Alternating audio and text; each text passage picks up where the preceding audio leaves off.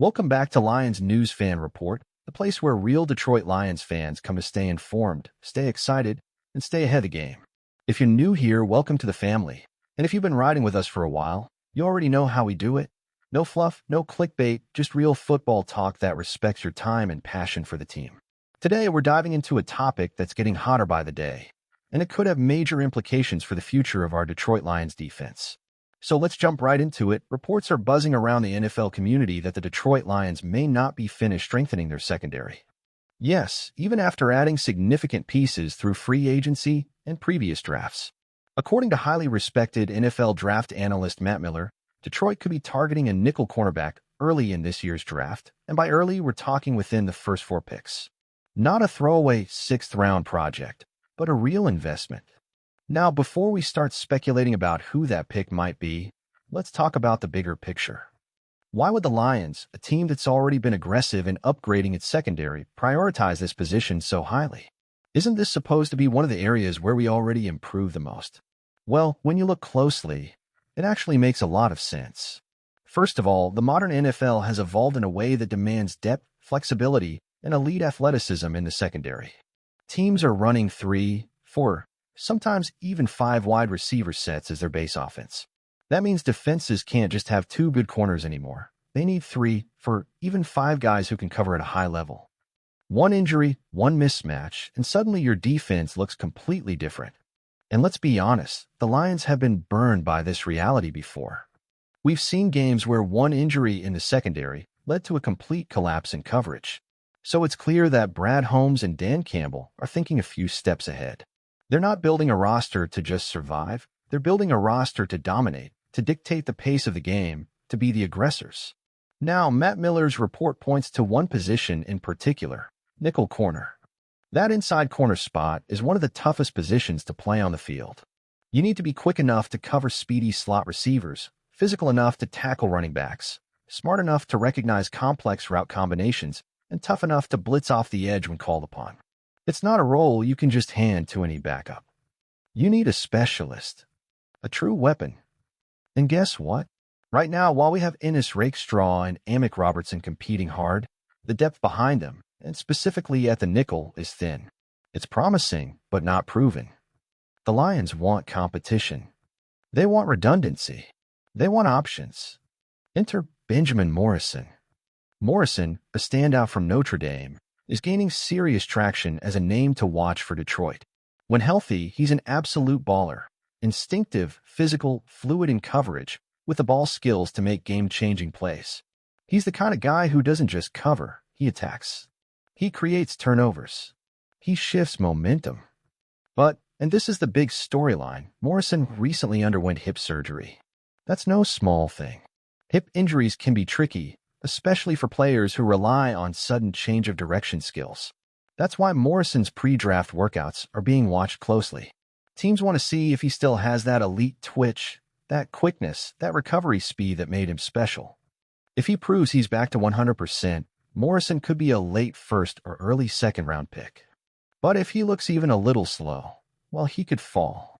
And that's where things get really interesting for Detroit. Imagine being able to snag a guy with 1st-round talent at pick 60 because other teams are scared off by the injury risk. That's the kind of smart, aggressive move that Brad Holmes has made a career out of. That's how you build not just a playoff team, but a perennial contender. And let's not forget, this isn't happening in a vacuum. Detroit is carefully balancing short-term needs and long-term vision. Right now, the Lions are in an incredible window. Jared Goff is playing some of the best football of his career. The offensive line is elite. The running game is punishing. The defense is ascending. But windows like this don't stay open forever. Injuries happen. Contracts expire. Other teams adapt. That's why it's crucial to keep replenishing the roster with young, hungry, talented players. Adding a nickel corner who can compete right away, but also grow into a bigger role, could be a masterstroke. Especially when you consider that the NFC is loaded with dynamic slot receivers, guys like Deebo Samuel, CeeDee Lamb, and Cooper Kupp.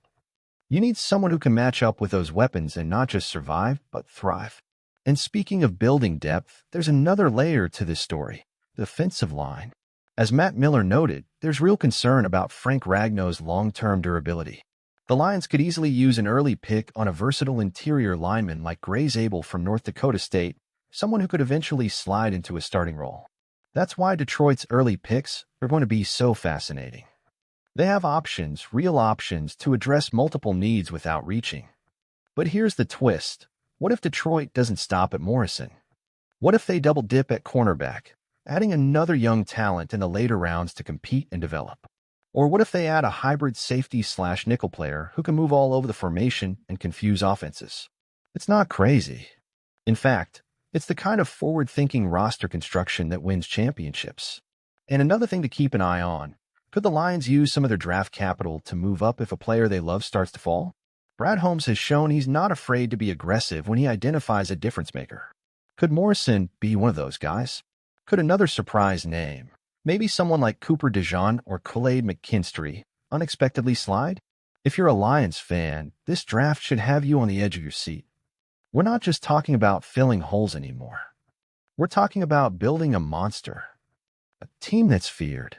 A team that nobody wants to face in December and January. A team that can finally bring a Lombardi trophy to Detroit.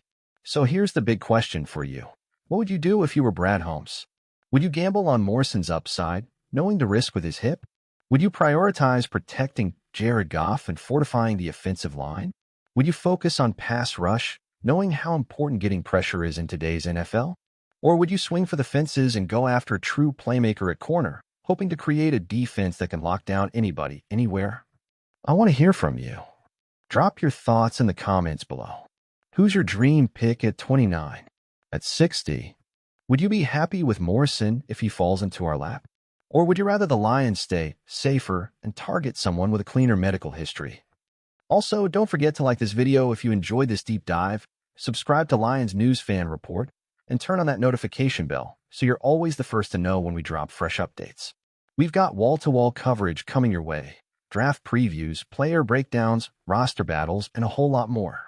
You don't want to miss a second. Thanks for hanging out with us today. And as always, one pride, go Lions.